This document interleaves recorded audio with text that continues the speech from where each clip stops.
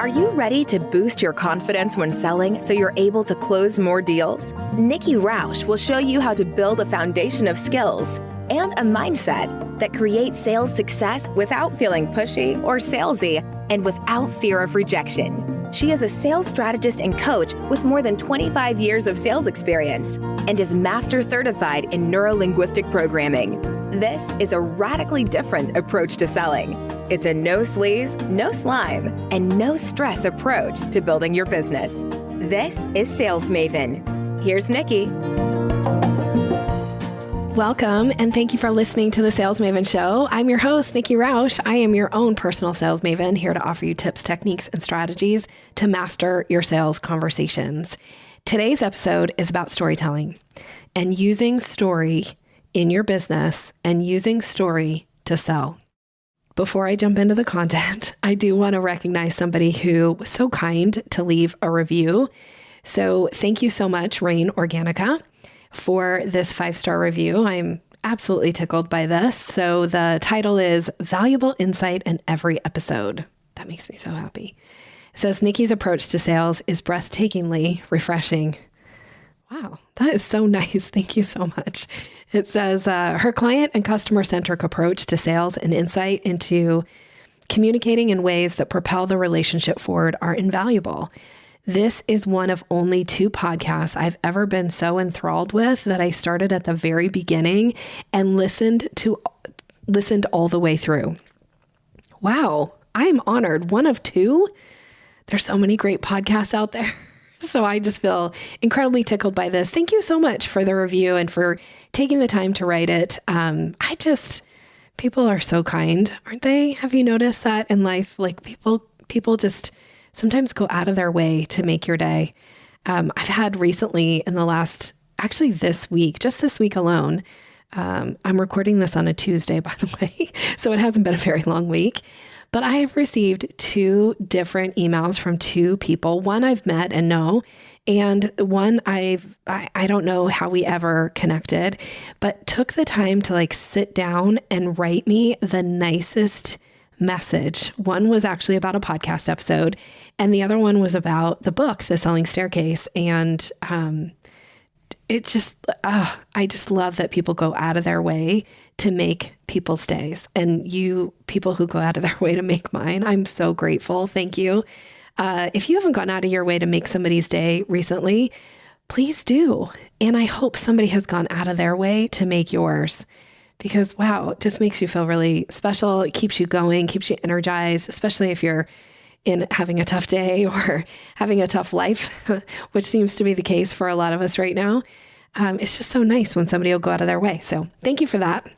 Now, let's talk about storytelling in business. Some of the feedback that I've gotten about the podcast in particular, and this is something that clients have shared over the years with me, is they love that I tell story.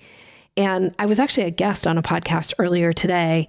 And when we stopped recording, the host of the podcast had mentioned, wow, Nikki, you have so many stories that bring to life your point. And, that's so unusual, and which is super flattering. So thank you for that. And it shouldn't be that unusual. In sales, storytelling is such a powerful technique. And it is something that if you feel like you haven't really mastered yet, or maybe not mastered, not that you have to master it, but if you haven't gotten to a place where you're using story as a way to bring your content, your point, your process, whatever it is that you do, your products, if you haven't gotten to a point where you are using story, this is a missed opportunity for you. So I want to encourage you to bring some story into your business.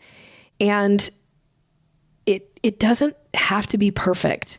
And you don't have to always have the exact right words or even the right story, believe it or not. I'm going to share some examples of this, where sometimes it's just so important to tell a story to like what the person said to me earlier today. It brings your content to life. It brings your point to life, and it really helps resonate at a much deeper level. One of the things that has happened over the years is people who I worked with years ago will come back into my business or come back into my life in some way. And they'll retell me stories that they learned from me. Like, remember the time when you told the story about, the hunter and the wise man? Or you remember that story that you told about a client who had this or that happen to them? And they remember the stories. And it's one of those things that I hope that you'll hear today, that by you learning how to tell story, by you working story into your conversations with people, it really helps, like, just at a much deeper level, cement things. Now, I was feeling like I'd already recorded a podcast episode on this because I talk about story a lot. I teach a masterclass on storytelling, although I don't have it on my schedule in 2021, but I will bring it back probably in 2022 because I love story and I love to teach this masterclass. But the idea behind it is getting to a place where you feel comfortable that you have some stories in your back pocket and you can kind of whip them out whenever you need to. Now, I tell a lot of the same stories over and over, which is, I say a lot of the same things over and over. You probably do in your business as well.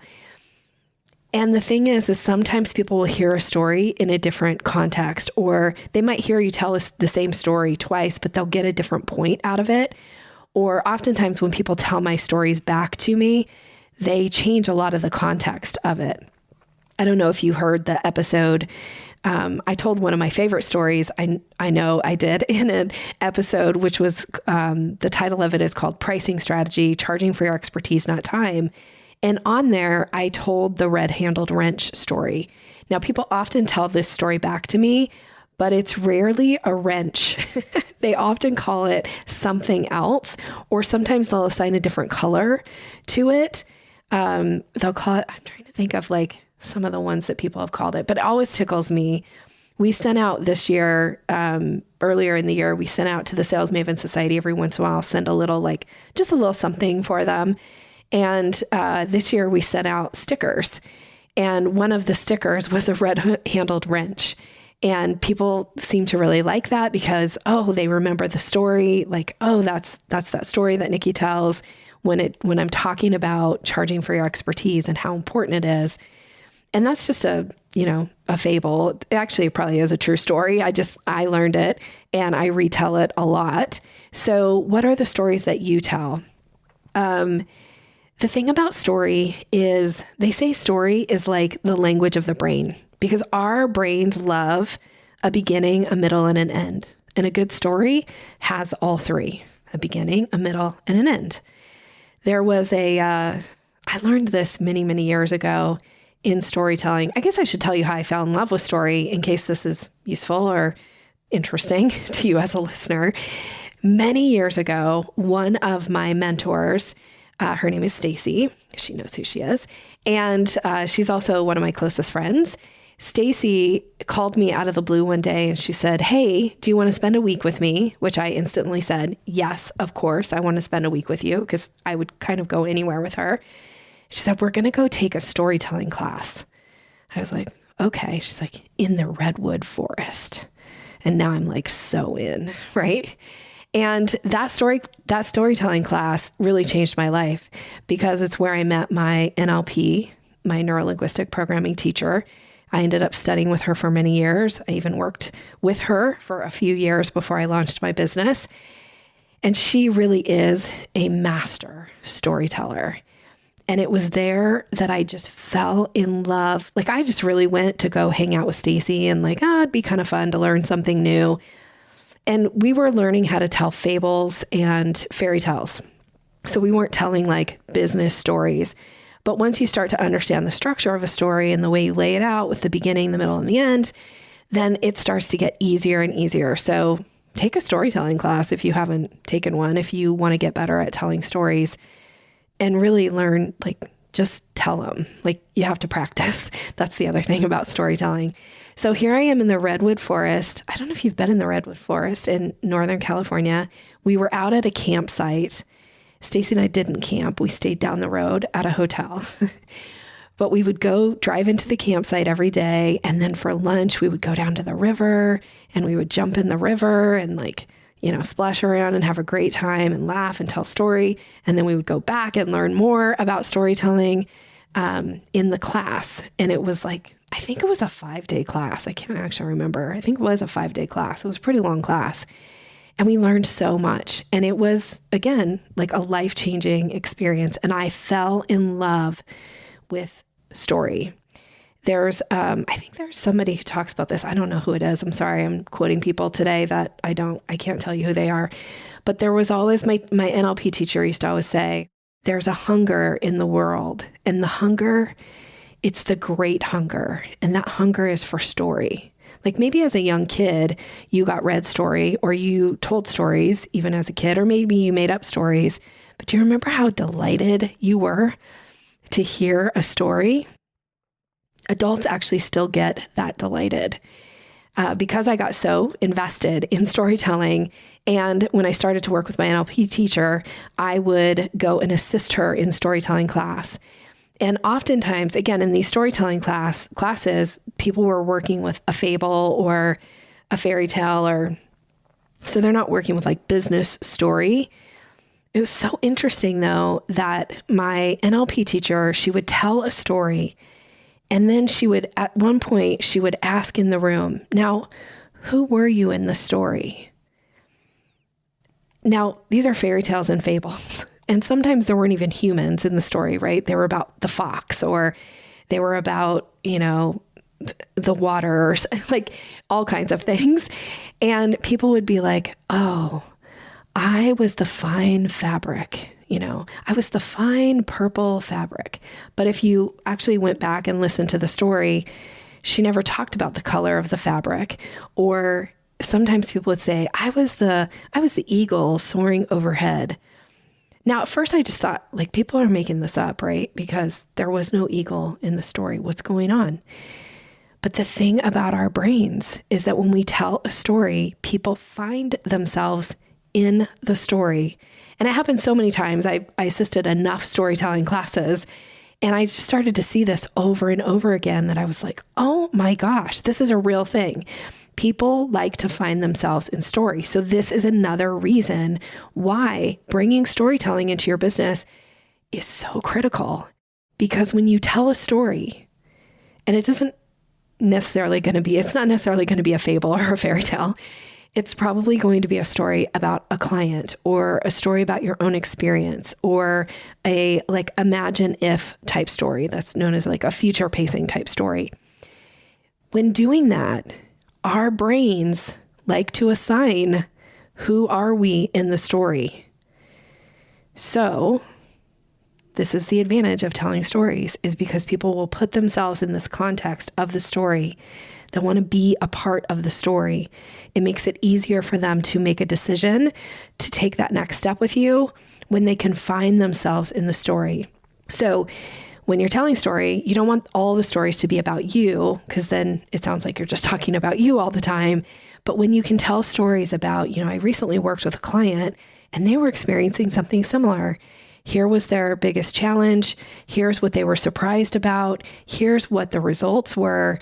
And it was, it's always such a delight. And now people are like, ooh, I want those results. I want to be a delight. I want to be somebody this person tells a story about later. I want to be that success story. And how do they get to be that success story? By hiring you. So storytelling, super important. You probably have heard the quote before where they say, a picture is worth 1,000 words. Have you ever heard that quote? I think it's originally attributed to somebody in marketing or advertising. And I think the actual quote is, an image is worth 1,000 words.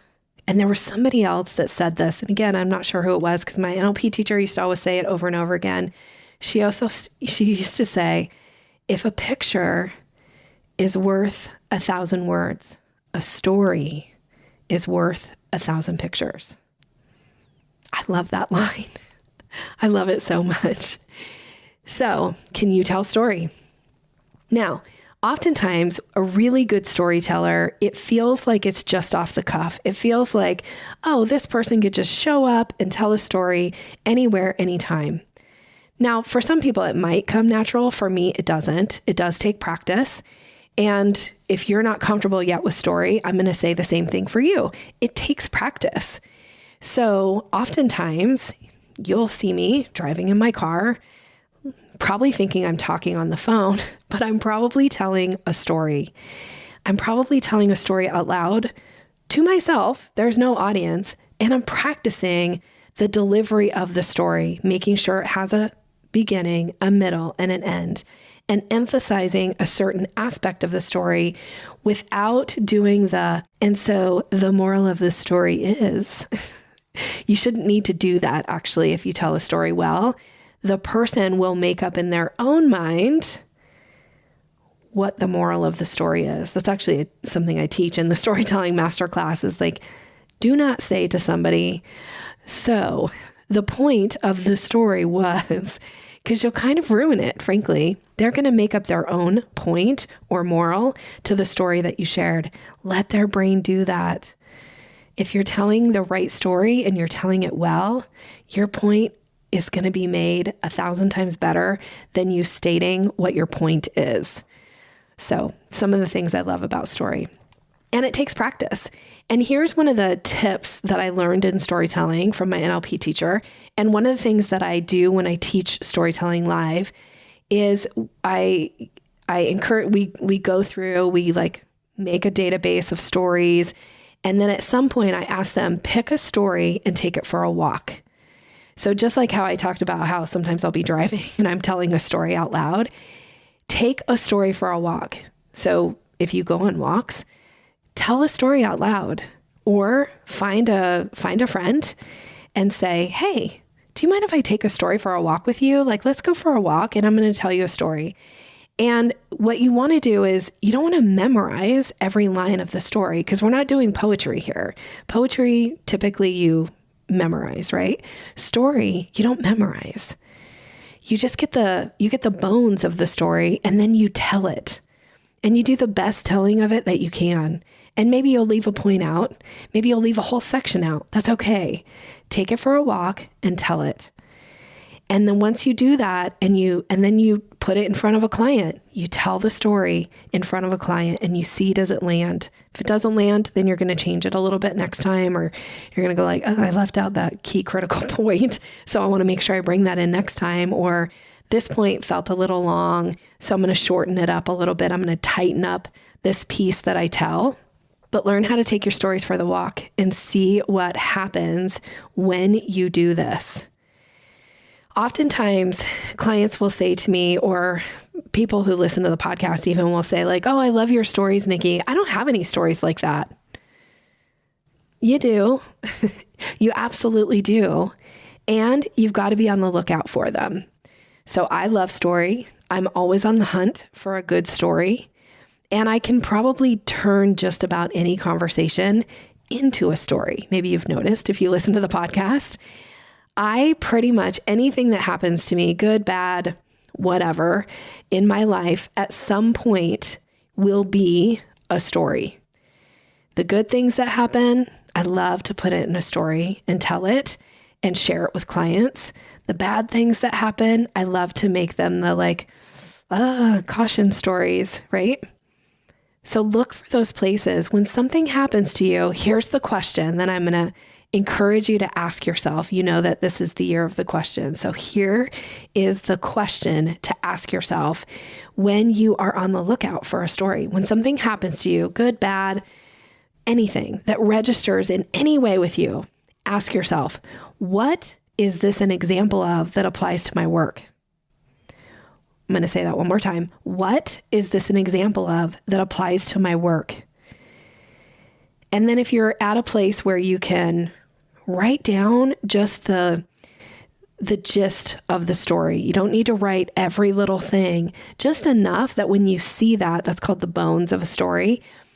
When you see that phrase or that sentence that you wrote, you'll go, oh, I know exactly like what happened here. And then you can be able to retell the story. You're going to be able to then take the story for the walk. And just by looking for those situations of like, hey, what is this an example of?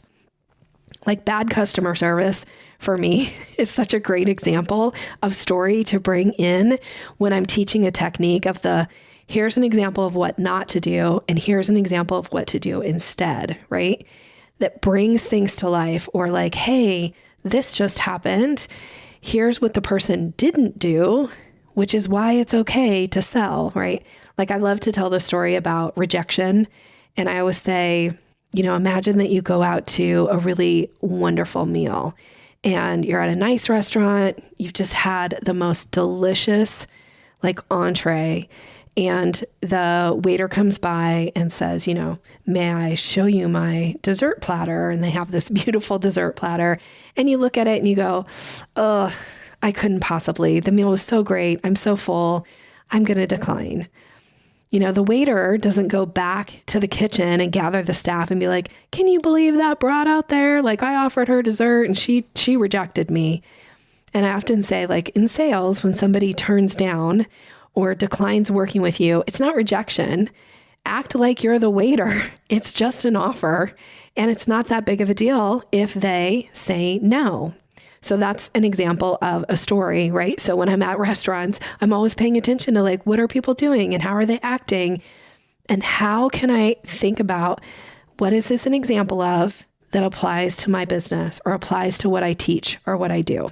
Okay. So hopefully that's helpful for you. And I want to share with you that there are 4 types of stories that I often encourage people to be on the lookout for. Now, I'm not going to go into a ton of detail about this because frankly, I teach a masterclass about this and I like break everything down. And the framework though, of the 4 types of stories that you want to have. So the first one is your expertise story. These are the stories that demonstrate your credibility and your knowledge. And then the second type of story is what I call surprise benefit stories. Oftentimes, there are things that you do and there are results that people get from hiring you, from working with you, that are often not thought of. They're not obvious benefits. So these are what I call your surprise benefits. And you want to have some story around that, frankly, because it helps plant the seed that it's more than just such and such. So an example of a surprise benefit story is I have one where I talk about how years ago I got hired from a VIP. So she chose my VIP package and she actually isn't in sales. She's not interested in sales at all. But what she was interested in was improving her communication. This was a person that was a high-level senior executive at the company that she worked for. And she had some staff and one member in particular where there was a bunch of breakdown in communication. And this staff member was critical to the success of the business. And the owner came to who became my client and said, you got to fix this. Like, I understand that you guys don't communicate in a really great way. So you got to fix this because we don't want to lose this person and we certainly don't want to lose you. And so she took it serious and she hired me. Somebody had referred her to me. Normally I don't take on clients that aren't interested in growing their sales, but she came from a really great referral. And after kind of talking through what it was that she wanted, I agreed to take her on as a client. And the result was we worked a lot on her communication. And there was a huge improvement in the relationship that she had with this particular team member. It was so great that the team member ended up taking on additional responsibilities at the company and essentially getting promoted. That looked really good for my client because here she helped like advance this person's career. But the big benefit that she came back to me at the end of our VIP session is she said, of everything I learned from you, Nikki, it was that the communication and the relationship with my son, who was just about to go off to college, improved so dramatically because I changed the way that I talked to him. And our relationship had such an improvement before he left for college. And I just am so grateful.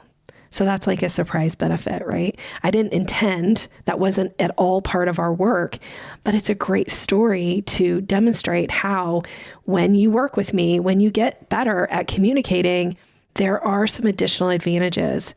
And so what are those surprise benefits in your own business? There's a third form of story, which is known as chunking sideways. And frankly, there's no way I'm going to try to explain this on the podcast because it's one of those things that it takes a little bit of a deep dive to really teach this and teach it well. And so there needs to be some time dedicated to it. But chunking sideways are stories that you tell to help overcome objections. And so without going into a ton of detail about the concept itself of chunking sideways, when you can tell a story that gets people out of their mindset about their opinion about your offer, and you can help make sense of it in a different way, in a different context, oftentimes their brain will go like, oh, okay, I get it. I get why I need to hire you, or I get why I need to, take this class, or I get why I need to buy this thing, or because it helps them get out of their own way, frankly. And then the fourth type of story is the so what stories. And what I mean by the so what stories is these are the bigger stories. These are the ones that demonstrate transformation that happens for people. So oftentimes you can say like, one of the benefits that you'll receive from working with me is you'll have increased communication skills, right? What is a so what story? A so what story, actually, I could use that same story that I just told about my client and how it improved her relationship with her son that was just about to go off to college, which, by the way, I just actually got hired by her company again I guess it was over a year ago because it was before COVID. And she, totally different department, but she was there and we sat down and I was like, hey, how are things? How are things with the family? And she was like, Nikki, my son just graduated early. We're going on this big trip. I could have never imagined that we would take a trip together. Now that's a great, not only surprise benefit, but that's a good so what story too, right? Here is a woman who was struggling in her relationship with her employee, and unbeknownst to me when we started working together, her relationship with her son. And now when he graduates from college, he wants to go on a trip with her. How awesome is that? Maybe the moms out there are thinking like, yes, that's what I want. When my kids go off to college, I want them to still want to spend time with me. Well, that's the result that she got. So that's a so what story. So yes, your communication improves. The so what story is the bigger transformation type that happens. So what are your so what stories from your own client work? All right, so that's a little deep dive into, not going too deep, but a little deep dive into the idea of storytelling in your business, how important it is to get really clear on your stories. Super important to build a database of stories. That's something that if you need some support on, if you need some work on, either come take the masterclass if you don't want to wait till that, come do a strategy session with me. Let's collect some of your stories because I guarantee you have stories. I had a client one time show up to her VIP day, and the idea was that she wanted to get better at storytelling. And I actually have a breakdown of the assignment that I give in the masterclass in the VIP workbook around collecting stories, or at least getting started with collecting stories. And so she showed up and she had this idea of like, I have no stories. And she had to give a talk and she was trying to figure out what story would go in the talk. But she's like, I don't actually have any stories. I'm like, you absolutely do have stories. So we worked on like, here's the concept that she was going to teach. By asking a couple questions, it helped spur like, oh, I do have a story about that. So I asked strategic questions. Her brain gives her the answer of what are the stories that she can share, and then what is the story that she's going to tell in her talk. So you all have them. You do have stories in you. I promise you do. I've never met anybody who's storyless. I don't actually believe it. Even if there's a part of you that's like, no, I'll be the first. I challenge you. You have stories. You have great stories. And it's just getting your confidence up and starting to collect them. So again, circling back here of the things that we talked about today, what is an example? What is this an example of that applies to my work? Ask yourself that question. Take your stories for a walk and start writing down just the like bare bones of the story so that you can remember it, you can recall it, you can tell it to a friend, and then start telling them to clients and see what happens. It's so powerful when you tell someone a story. Okay. As we wrap up today, a couple things. Because it's the year of the question, and I did give you a question, but I'm going to give you one more. This is a more sales related question. This question is often something that when you get to the close with somebody and they're not quite ready to make a decision. So we've gone through the selling staircase. We've gone to the place where we've issued the close language and they're like, I need to take some time. I'm not quite ready. Here is a really great question to ask. What additional information would be useful for you to know? By the way, when you ask this question, sometimes your answer back to them when they share the kind of useful information, like what would be useful for them to know, this is a great time to have a story because it will help bring it to life. It'll help plant those seeds for them. And they'll be able to kind of make sense of it and figure it out for themselves. And oftentimes it can be that catalyst for them to make the decision to hire you. So what additional information would be useful for you to know? All right. So if you would like some more questions, if you'd like some more support, then you are invited to join the Sales Maven Society. If you're not in there yet, what's stopping you? I'd be so curious to know what is stopping you from coming and testing the waters with us and checking it out. It's such a great place to be. It's the place for you to bring your questions, your concerns, your sales challenges, and I'm going to give you answers. I'm going to provide guidance to boost your confidence in all of your sales situations. And you can join the Sales Maven Society right now by going to salesmavensociety.com. This is the monthly membership program. It's $147 a month. It is worth the price of admission. I can guarantee you that. There are live coaching calls that are happening every month. There are opportunity to post questions to me in a private group, even posting your communications with your clients and wanting some feedback before you send them out. I actually go in and tweak and offer you suggestions. Sometimes I rewrite them completely to give you another way to look at something because I know it's going to have a more impact on the reader. And if you would like to dip your toe in the water and test this out, you can come right now for $47 for your first month and see if it's a place for you, if you want to hang out. So when you go to salesmavensociety.com, enter the coupon code when you sign up, enter the coupon code 47TRIAL. So 47 trial. So the number 4, the number 7, TRIAL, all one like squished together word, 47 trial. It'll take $100 off your first month and you can come and join us. So I would love to hear from you as a listener. I'd love to hear what's your feedback from this particular episode. What are your stories?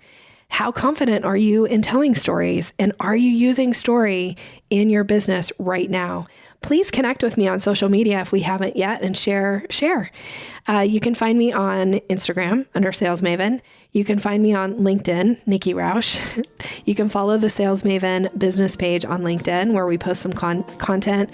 There are questions there for you to answer and just ways for us to engage. So I'd love to hear from you if we haven't connected yet. Thank you so much for listening. Have a great rest of your day. Take care. Thanks for listening to Sales Maven. Visit us online at yoursalesmaven.com/maven for more resources to boost your confidence and skills.